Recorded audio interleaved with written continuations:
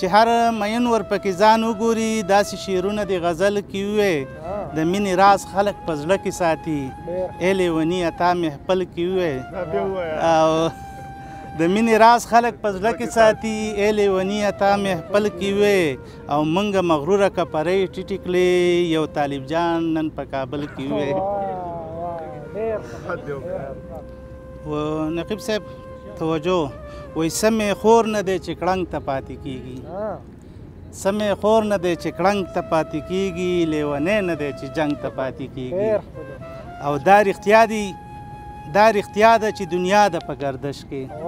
دا رښتیا ده چې دنیا ده په ګردش کې د باچا ګټه ملنګ ته پاتې کېږي